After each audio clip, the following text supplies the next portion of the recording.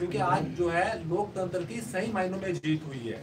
जैसा कि आप सब लोग अवगत ही हैं कि पिछले कुछ समय से कुछ मुट्ठी भर लोग जो हैं कुछ अधिकारियों को भ्रमित करके अपने ही व्यापारियों के खिलाफ कुछ कार्रवाइयां करवा रहे थे।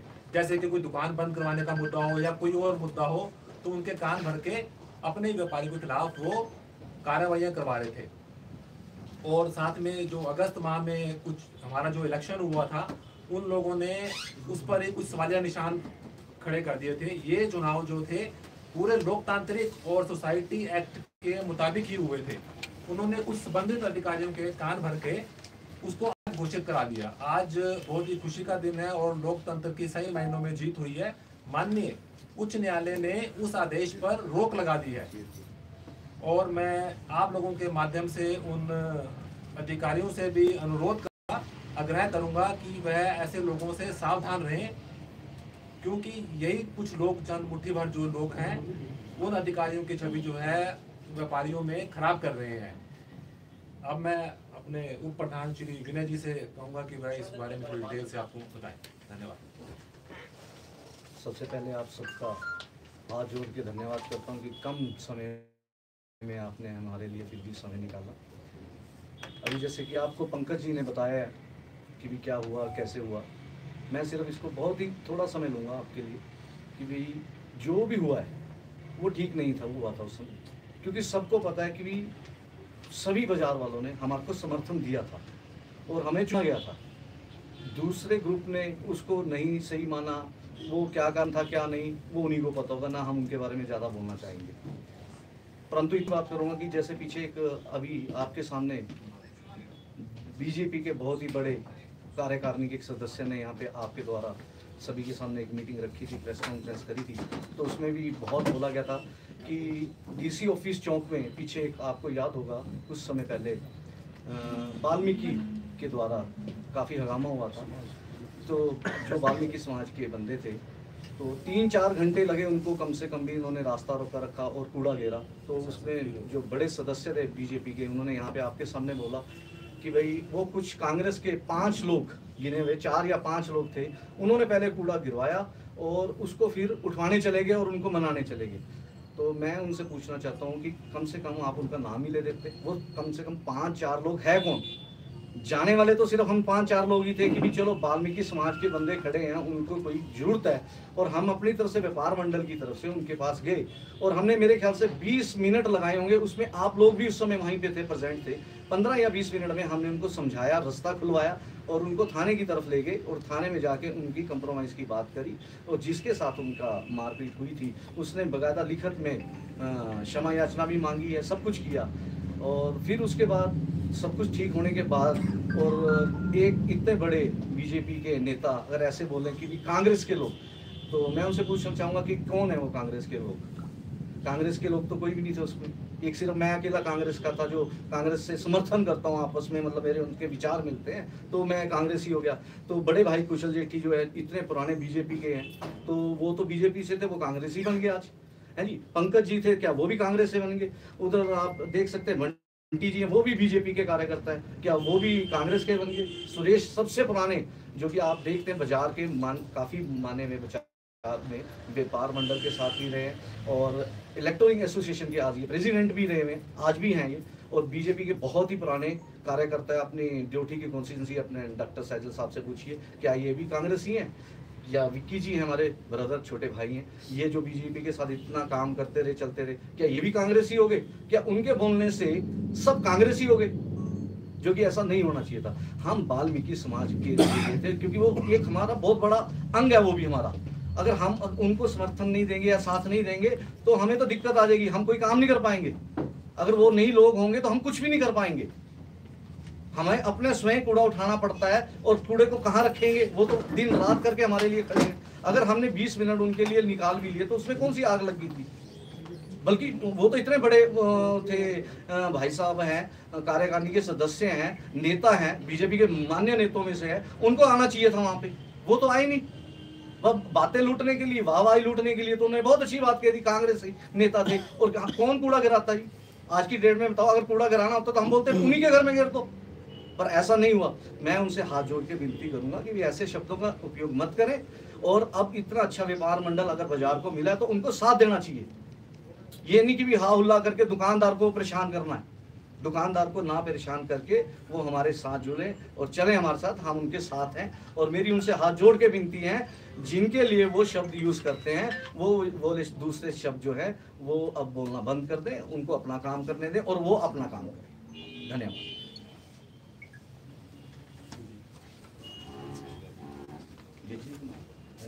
मैं अब बोलूँगा अपने छोटे भाई विक्की जी से 2 शब्द ये भी बोलना चाहते हैं। पहले सभी आपके प्रेस बंधुओं का धन्यवाद, इतने शॉर्ट टर्म में हमारे आह्वान पर आप लोग आए, आप सभी लोगों का बहुत बहुत धन्यवाद। मैं तो इतना ही कहना चाहूँगा कि ये शहर भी हमारा है और हम लोग भी शहर के हैं, तो हमने शहर को सुंदर बनाना है, स्वच्छ बनाना है और सबको एक साथ मिलकर चलना चाहिए। जो ये राजनीति कही जा रही है कि आप बीजेपी के हैं, आप कांग्रेस के हैं, इसको ना करके इसको एक अच्छा मार्गदर्शन करें, अच्छा काम करें। व्यापार मंडल कोई ऐसा तो है नहीं किसी को पोस्ट पे इस पे कोई पेंशन लग रही है, ये तो एक समाज सेवा है और जो भी इसमें आना चाहे हम उसका तहे दिल से स्वागत करते हैं। और हमें आप लोगों से यही एक गुजारिश करने माध्यम से बोलना चाहूँगा सभी लोगों से, जितने भी हमारे व्यापारी भाई हैं कि प्रशासन के साथ चलें, इंक्रोचमेंट ना करें वो, और सरकार जैसे भी हमें आह्वान करती है, जैसे हमें निर्देश देती है, उसको भी पालन किया जाए। बस यही आप लोगों का धन्यवाद।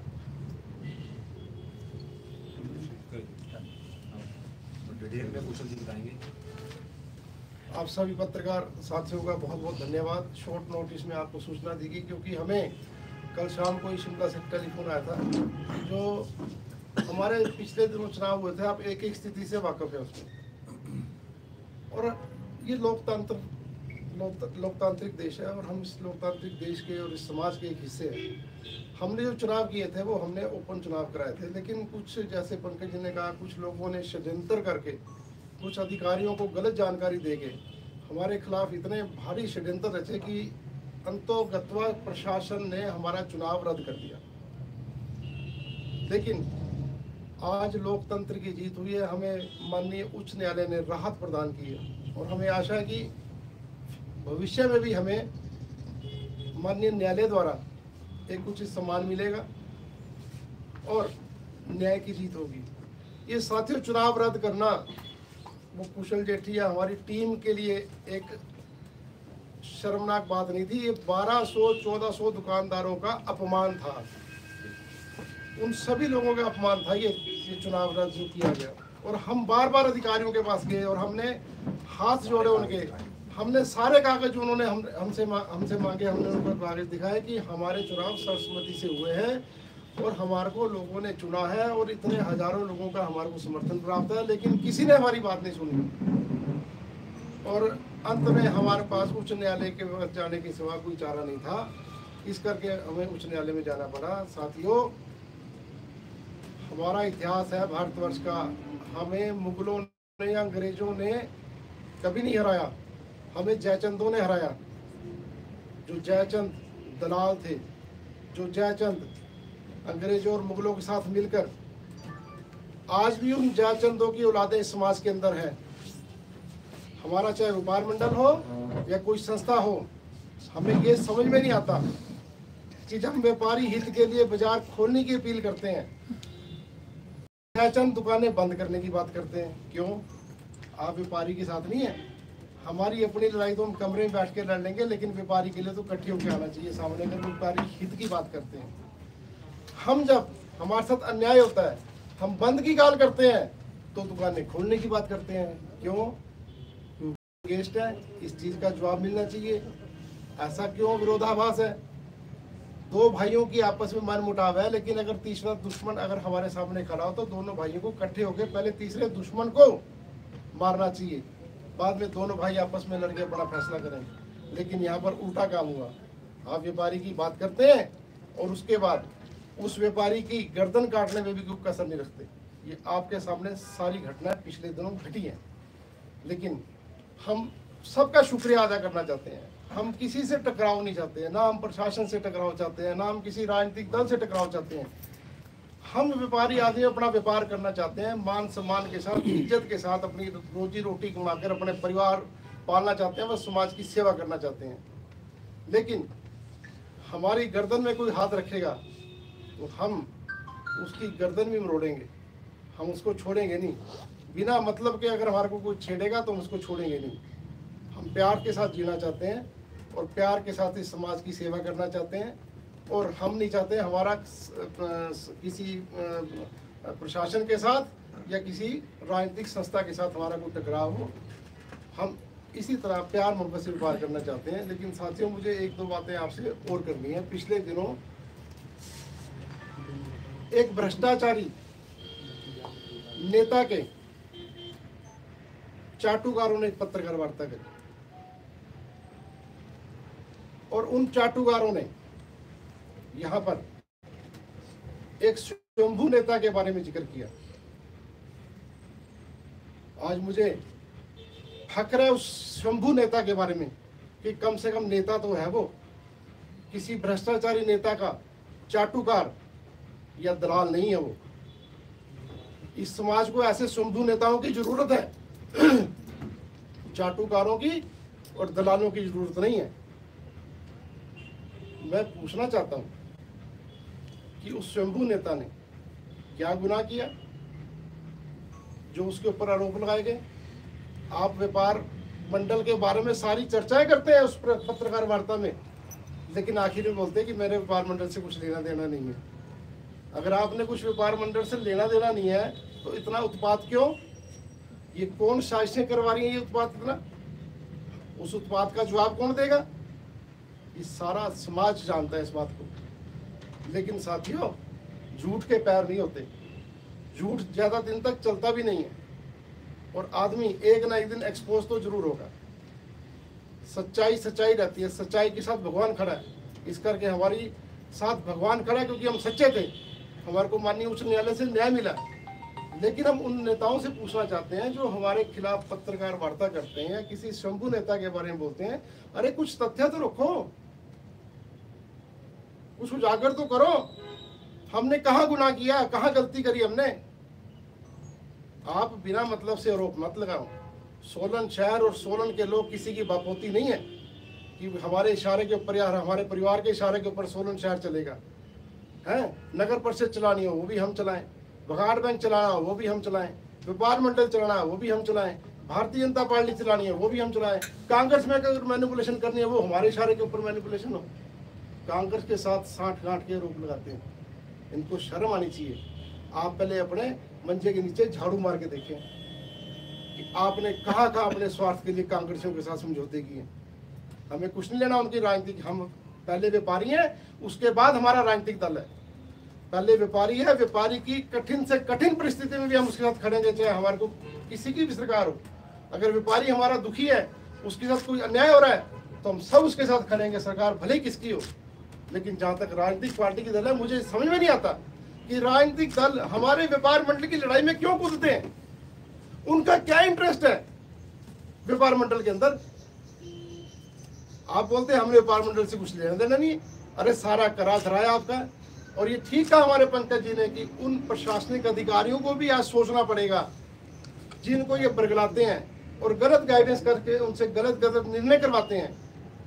क्या कल को कोई ऐसा और गलत निर्णय प्रशासन से हो जाए तो सरकार की और प्रशासन की थू थू होती है। फेस तो प्रशासन और सरकार को करना पड़ता है। इन लोगों को तो कुछ नहीं जाना। ये लोग तो अपने धंधे कर रहे हैं, इन लोगों ने अपनी कमाइयाँ करनी है, चाहे सरकार किसी की भी हो।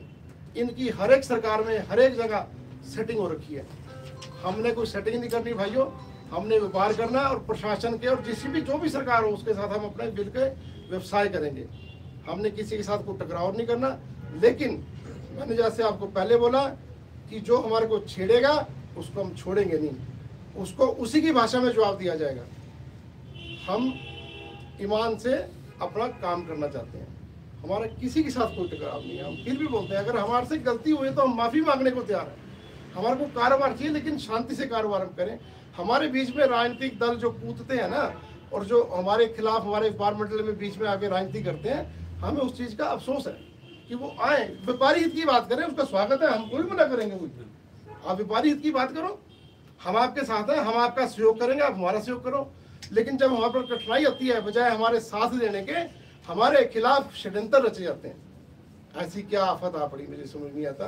व्यापार मंडल के चुनाव एक छोटा सा इशू था मेरे दोस्तों, एक छोटी सी हमारी संस्था है, उसके हमने चुनाव कराए, लेकिन उसका इतना बड़ा इशू बना दिया कि मेरे ख्याल पूरे हिमाचल प्रदेश के लोगों ने देखा कि सोलन में क्या घटना घट रही है।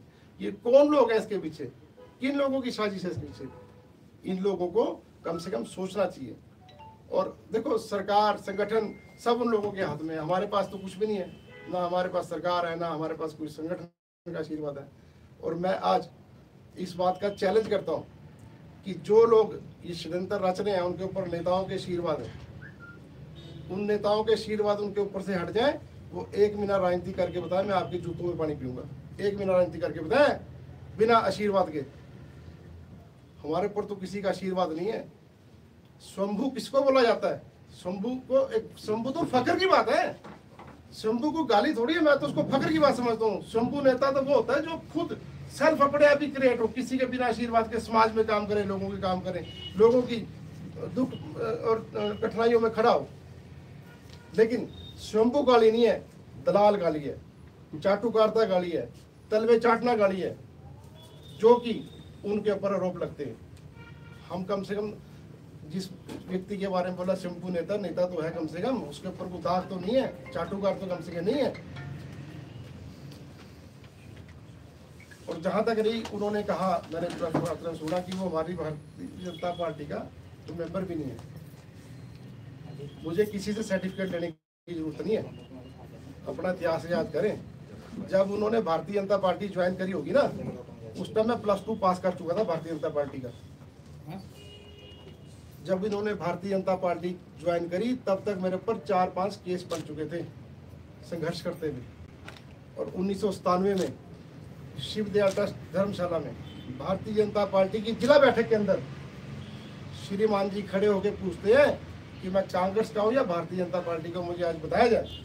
400 आदमियों के सामने उनको सर्टिफिकेट लेने की जरूरत महसूस हुई, लेकिन तब भी उनको किसी ने सर्टिफिकेट नहीं दिया कि आप भारतीय जनता पार्टी के हैं। उन्होंने कहा 400 आदमियों के बीच में कि मैं कांग्रेस छोड़ के भारतीय जनता पार्टी की बैठक में आज आया हूँ, मुझे एक्सेप्ट करो मैं भारतीय जनता पार्टी का हूँ। लेकिन तत्कालीन हमारे भारतीय जनता पार्टी के नेताओं ने भी एक्सेप्ट नहीं किया कि आप भारतीय जनता पार्टी के हैं, आप कांग्रेस के होते हैं, भारतीय जनता पार्टी की बैठक में आपको आने का कोई अधिकार नहीं है। जब हम संघर्ष कर रहे थे ना भारतीय जनता पार्टी के लिए, तो ये कांग्रेस की गोद में बैठ के मलाइयां खा रहे थे। आज ये कहते हैं भारतीय जनता पार्टी। क्या भारतीय जनता पार्टी किसी की बाप होती है? क्या सरकार, ये सरकार के प्रवक्ता है? क्या भारतीय जनता पार्टी के प्रवक्ता है? मुझे तो समझ में नहीं आता। इनको किसने ऑथराइज किया कि भारतीय जनता पार्टी की सरकार मंडल अध्यक्ष करे, यहाँ का प्रत्याशी करे, जिला अध्यक्ष करे, तो बात जस्टिफिकेशन बनती है कुछ। लेकिन आप उठते हैं, प्रेस कॉन्फ्रेंस कर देते हैं, और आपके साथ कौन है? कोई समाजवादी पार्टी से आया हुआ, कोई कांग्रेस से आया हुआ, जिन्होंने 1998 में समाजवादी पार्टी के टिकट से चुनाव लड़ा, और उनके चुनाव लड़ने के कारण भारतीय जनता पार्टी 1998 में हारी। वो आज भारतीय जनता पार्टी बात करते हैं, हमारे को दिखाएंगे भारतीय जनता पार्टी का कौन मेंबर है कौन नहीं है। इनको शर्म आनी चाहिए, और सारी समाज को और हर एक कार्यकर्ता को पता है। अगर इतना ही ज्यादा भारतीय जनता पार्टी के आप लॉयल आदमी है, तो इस बात का जवाब चाहिए अब कि 2 चुनाव भारतीय जनता पार्टी लगातार क्यों हारी सोलन के अंदर। डॉक्टर अजीब बिंदल 3 बार चुनाव जीते, लेकिन भारतीय जनता पार्टी 2 बार क्यों हारी? हमारी बहन शीला और हमारे डॉक्टर साहब सारे बोलते थे जीते हुए कैंडिडेट हैं, लेकिन क्यों हारे? ये उनको भी पता है क्यों हारे। उनको बताना चाहिए कि हम क्यों हारे, किसने हमारे को हराया। जो लोग भारतीय जनता पार्टी का पटका डालते हैं गले में और शर्त लगाते हैं कि भारतीय जनता पार्टी का कार्यकर्ता, भारतीय जनता पार्टी का प्रत्याशी 10,000 वोटों से हारेगा, पटका भारतीय जनता पार्टी का लगा रखा है, और शर्तें लगाते हैं भी कांग्रेस का प्रत्याशी जीतेगा। वो आज हम भारतीय जनता पार्टी के हमारे को सबक सिखाएंगे या भारतीय जनता पार्टी की नीतियां हमें बताएंगे? शर्म आनी चाहिए लोगों के अंदर। आज कहते हैं ना कि जब दिया बुझने वाला होता है तो उसकी लो तेज होती है। ये फड़फड़ा रहे हैं, कारण क्या है भगवान जाने। हमारे को कांग्रेस की सरकार हो, भारतीय जनता पार्टी की सरकार हो, हम व्यापारी आदमी है, काम करके खाएंगे, हमारे को किसी ने कुछ नहीं देना। लेकिन जिनकी दुकानदारियां चलती हैं सरकारों के द्वारा, पार्टियों के द्वारा, उनको चिंता होती है कि हमारी दुकानें बंद ना हो जाए। अगर यहाँ से कोई एमएलए या विधायक बन जाएगा या किसी और की नेतागिरी चमक जाएगी तो हमारी दुकानें बंद हो जाएगी। ये चिंता का विषय साथियों वो है इस करके मेरा आपके माध्यम से ये निवेदन है कि कृपया किसी के ऊपर अनर्गल आरोप लगाने से पहले कृपया अपने मंजे के नीचे झाड़ू मार के देखें कि हमारा इतिहास क्या रहा, उसके बाद आप किसी के ऊपर उंगली उठाएं। हम किसी के प्रति अपशब्द नहीं बोलते, ना हमारा इतिहास रहा, कभी हमने किसी के प्रति अपशब्द नहीं कहा, ना हम कभी, हम तो सम्मान करना जानते हैं, लेकिन हमारे को बिना मतलब के परेशान किया जाएगा तो उसका हम जवाब जरूर देंगे।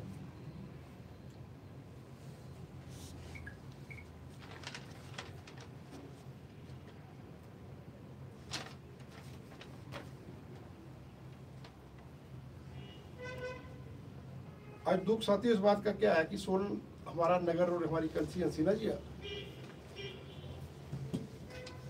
आधारहीन लोगों के हाथ में बागडोर है।